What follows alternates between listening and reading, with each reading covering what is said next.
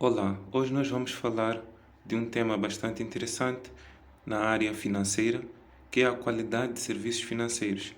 Este tema, percebi que é pouco debatido a nível da academia, mas a nível dos bancos ou instituições financeiras, este é um tema extremamente importante, pois cada banco quer manter a sua posição de força no mercado para conseguir estar entre os maiores competidores. Então, a qualidade de serviços financeiros é muito importante para a retenção de clientes, principalmente no ambiente competitivo. Então, em termos de contextualização, podemos dizer que as instituições de crédito foram obrigadas a adotar uma estratégia focada no cliente para a promoção de seus produtos. Se forem a ver, a maior parte das instituições financeiras no nosso país tendem a oferecer produtos cada vez mais diferenciados, tendem a facilitar as transações que as empresas, assim como os particulares, podem realizar. Hoje em dia, com a introdução, por exemplo, da internet, nós conseguimos notar que uma transação financeira pode ser feita a partir do escritório da empresa ou mesmo a partir de casa. Então, podemos emitir aí uma nota de uma ordem de transferência ou uma ordem de pagamento, mesmo a partir do nosso escritório. Então, isso já facilita a transação por parte do cliente, neste caso. Bom,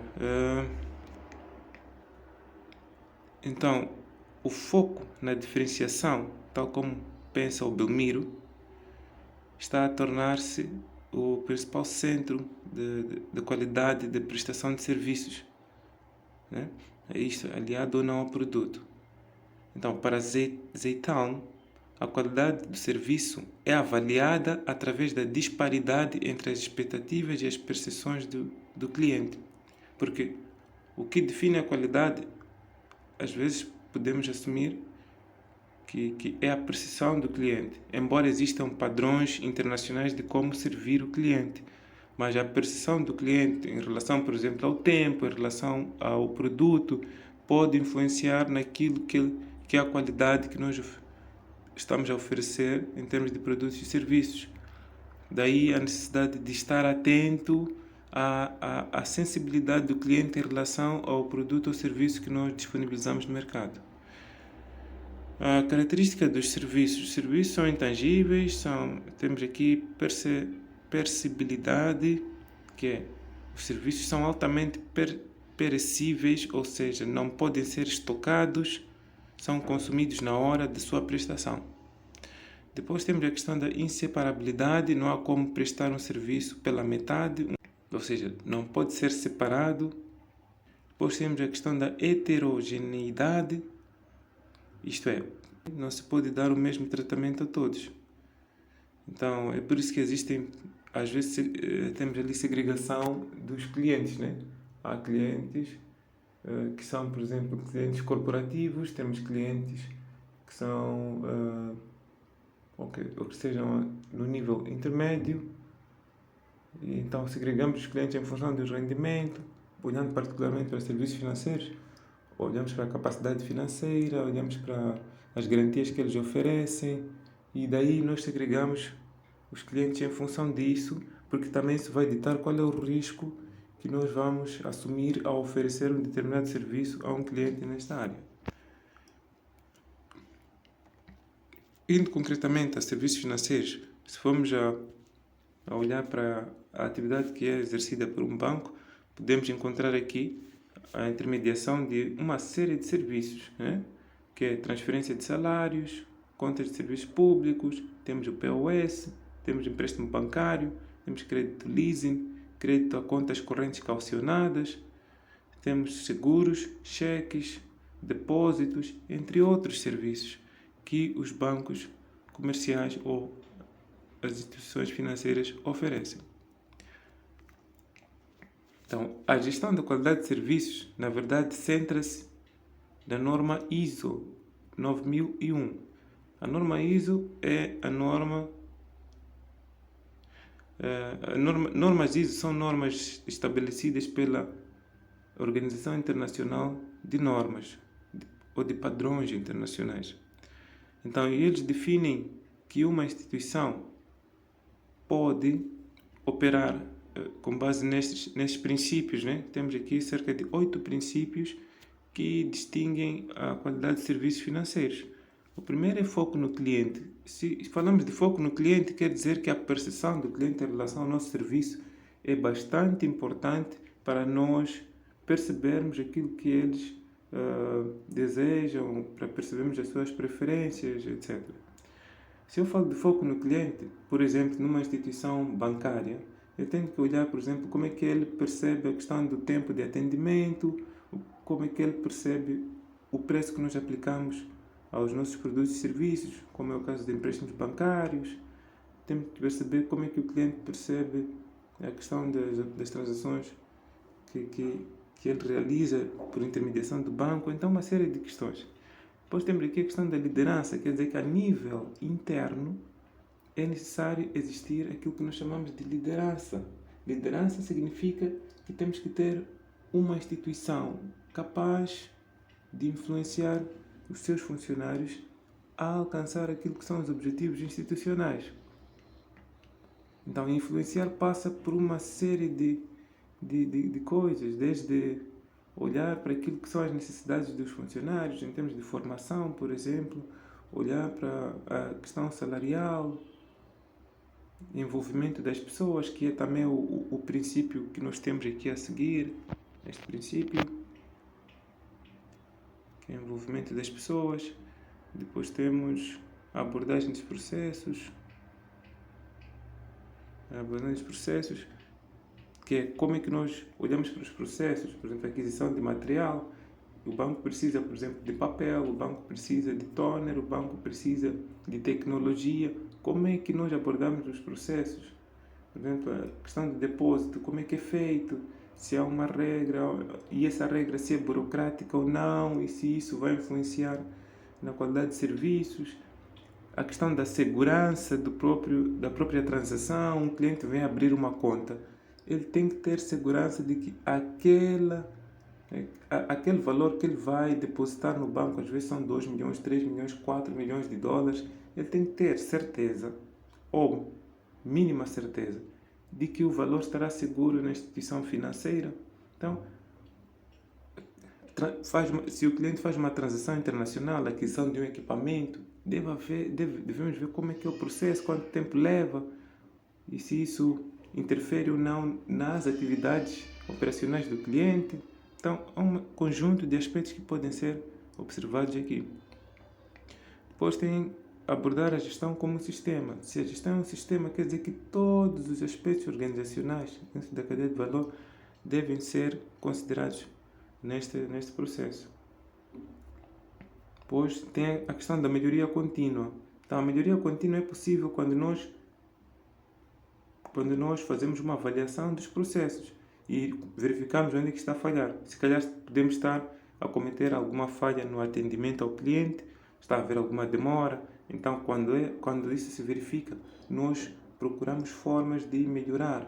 Por exemplo, a introdução de tecnologia nos bancos comerciais facilitou este processo. Os depósitos atualmente podem ser feitos na ATM, mas os depósitos eram feitos na boca do caixa, que é no balcão. Mas atualmente já se faz na ATM, o levantamento faz-se na ATM. Então, a consulta de movimentos podemos fazer no ATM, a consulta do saldo, obviamente, fazemos na ATM. Então, mas também podemos fazer a consulta dessas operações, consulta do extrato ou consulta de movimentos a partir de um computador. Se tivermos um computador, se tivermos conexão com a nossa conta bancária a partir da app da instituição financeira, facilmente conseguimos ver como é que a conta está sendo movimentada. E isto facilita, por exemplo, na reconciliação bancária. As empresas precisam de fazer a reconciliação bancária. Não tem que se dirigir ao banco pedir extrato. Já podem fazê-lo a partir da internet. Bom, há um conjunto de coisas que podemos ver aqui. Exemplos que podemos alocar, né? Depois a tomada de decisão tem que ser baseada em fatos. Quer dizer, as decisões, naturalmente, em qualquer instituição, não só financeira, devem ser com base nos resultados. Temos um resultado, por exemplo, se constatamos que houve, por exemplo, houve um problema que é um cliente sofreu um ataque de um invasor informático, nós conseguimos resolver o problema olhando para o fato, né? Verificamos como é que isto aconteceu, tentamos criar mecanismos de segurança para que isto não volte a acontecer. Depois temos a relação benefício mútuo com fornecedores. Isto é, deve haver benefício. O banco oferece facilidades em termos de intermediação financeira, que é de cheques, conta corrente equacionada, por exemplo, que é o descoberto bancário autorizado. E temos também aquelas situações em que o banco oferece um financiamento bonificado. Então isto vai facilitar, vai permitir que as empresas sintam que efetivamente há este benefício mútuo, né? Há uma contrapartida. Temos, por exemplo, algumas empresas a nível agrícola que também facilitam ou impulsionam a economia buscando serviços bancários. Então, deve existir este benefício mútuo quando se trata de operações. Então, temos aqui alguns fatores determinantes no atendimento ao cliente, por exemplo. Temos cortesia, simpatia, educação, cumprimento de promessas e ofertas. São questões básicas. Desburocratização. Quer dizer, o atendimento não pode ser muito burocrático, ou burocrático já é muito, né? Ao ponto de influenciar negativamente na operação. Não pode levar muito tempo, né? A seguir temos a satisfação a ser passada ao cliente. O cliente deve ser sempre bem-vindo, seus problemas devem ser tratados por seres humanos,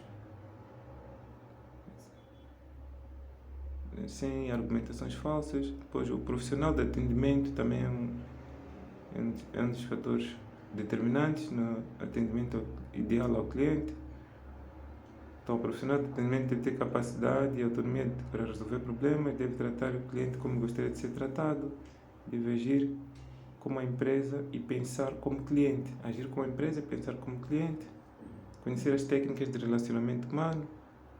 Temos também um ambiente de atendimento, quando somos atendidos num local limpo, bem decorado, bem sinalizado, funcional, automatizado, confortável, o cliente tende a se sentir satisfeito, né? Agora, temos aqui também um modelo que pode ser usado quando se fala de gestão de qualidade. Este é um sistema integrado de gestão. O sistema integrado de gestão, já olhamos para a instituição, para a organização, em 4 perspectivas, que é na perspectiva de Balanced Scorecard. Então, quando digo olhar em 4 perspectivas, é na perspectiva financeira, de cliente, de processos internos e renovação. Temos aqui perspectiva de cliente, financeira, renovação, processos internos. Então, a seguir, aqui onde nós temos medidas, na verdade, as medidas são os objetivos. Temos objetivos, que são as medidas, depois temos metas e temos iniciativas, que são as ações que nós podemos tomar para atingir os objetivos e metas. Então, a nível financeiro, toda a instituição procura o retorno sobre o seu investimento, procura maior produtividade. Mas, não é isso? Então, para atingir este objetivo, ou seja, este objetivo podemos ter aqui destrinçar em meta, né? Então, ROI, que é o retorno sobre investimento, de 18%. Vamos assumir que esse retorno é anual. Então, como fazer isto? A instituição pode definir como ação melhorar a utilização de seus ativos. Por exemplo, os bancos têm as ATMs podem, neste caso, automatizar ainda mais as ATMs, que é o que nós estamos a verificar, né? Hoje, a maior parte dos bancos comerciais tem lá uma caixa para depósitos, consulta de extrato, etc., né? Sem querer fazer a publicidade aqui. Depois temos a produtividade. Pode-se ver qual é o nível de produtividade. A produtividade estamos a ver aqui 5%, e pode-se introduzir aqui 6 sigma, O Six Sigma, na verdade, é um modelo de gestão utilizado pela Motorola, né? Que consiste em tirar maior proveito dos recursos e evitar desperdícios. Depois temos aqui, na perspectiva do cliente, aumentar a satisfação, captar mais clientes. Naturalmente, podemos querer, por exemplo, atingir como meta termos ali 90% de clientes satisfeitos, né? E captar 15% de clientes. Ações a realizar ações, né? Neste caso, a realizar, temos aqui pesquisa de satisfação, temos aqui fortalecer a imagem de marca, que está mais relacionada à publicidade. Depois, a nível dos processos internos, temos redução do ciclo de tempo das atividades e temos inovação de produtos como objetivo, né? O objetivo, na verdade, a nível dos processos, é reduzir o tempo das atividades, reduzir o tempo de atendimento, reduzir o tempo que as transações levam dentro, naturalmente, da burocracia que vai conceder segurança às operações. Temos aqui inovação em produtos, é por isso que temos vários bancos comerciais a oferecerem produtos cada vez mais diferenciados para captar os clientes, novas formas de financiamento, que também são formas de ajudar o cliente a crescer e a sentir-se beneficiado. E, naturalmente, melhoramos o processo. Então, reduzir o tempo, por exemplo, de 4 a 3 semanas, depois ser o primeiro a lançar um produto no mercado. Então, como ações, temos aqui redesenhar os processos, que é olhar para o fluxograma das atividades e tentar redesenhar no sentido de torná-lo menos burocrático, né? Depois temos que criar uma equipe multidisciplinar em pesquisa e desenvolvimento. Hoje toda a instituição financeira, assim como toda empresa, tem um departamento de pesquisa e desenvolvimento que é exatamente para lançar novos produtos e melhorar ainda mais os processos internos. Depois temos a componente, a última perspectiva, que é da renovação e aprendizagem. E como objetivo, nós temos aqui motivar a equipa dos colaboradores, gerar novos conhecimentos a partir de capacitação, formação. Então, podemos fazer isto. Isto vai melhorar o quê? Em termos de meta, melhora o clima organizacional, vai criar uma cultura de partilha de conhecimento. Então, a partilha de conhecimento gera aquilo que nós chamamos de uma organização inteligente. Isso pode melhorar bastante as instituições financeiras. Depois temos aqui, né? Uma das formas de incentivar os funcionários pode ser a política de participação nos lucros. Depois, quando se diz criar a universidade corporativa, é exatamente esta partilha de conhecimentos. Então, temos aqui a análise, deixo aqui como um exemplo, um exercício, se assim podemos assumir. Temos aqui a análise fofa do Banco Mercantil do Brasil, e aqui olhamos para o canal de autoatendimento, que é um dos serviços que eles prestam. Então, eles fizeram uma análise, viram que um dos pontos fracos é a constante manutenção dos caixas eletrônicos. Depois temos aqui abastecimento na parte frontal dos valores, né? Deixando os funcionários e clientes expostos. Então, era necessário reverter isso. É preferível que os valores entrem pela parte de trás, né? Para que não se note que, olha, aqui está-se a injetar dinheiro na caixa eletrônica. Agora, como pontos fortes, temos fluxo de clientes na agência, tem muito fluxo de clientes na agência para pagamento no caixa baixo, quer dizer que as operações, a maior parte, são realizadas se calhar online, ou então já vem aqui, depósito online, no autoatendimento, o dinheiro cai na conta imediatamente. Depois temos os clientes que podem efetuar pagamentos até às 21 horas. Então, são alguns aspectos que, olhando para aquela questão da qualidade, que tem a ver com o tempo, o processo, a maioria dos processos, melhoria contínua, podem ser considerados, né? Depois vamos lá ver o serviço de atendimento. Ponto fraco aqui que temos o atendimento do agente fone, o agente que está na comunicação é demorado, há muita burocracia, às vezes os clientes ligam para o banco e leva-se muito tempo para ser atendido. Então, pontos fortes temos aqui, praticidade, comodidade, mas pronto, é necessário reverter esses pontos fracos. A filosofia dos recursos humanos oferecer condições que permitam funcionários progredir de acordo com o seu desempenho, habilidades e talentos. Também, isto já olhamos para aquela componente de envolvimento, norma ISO, né?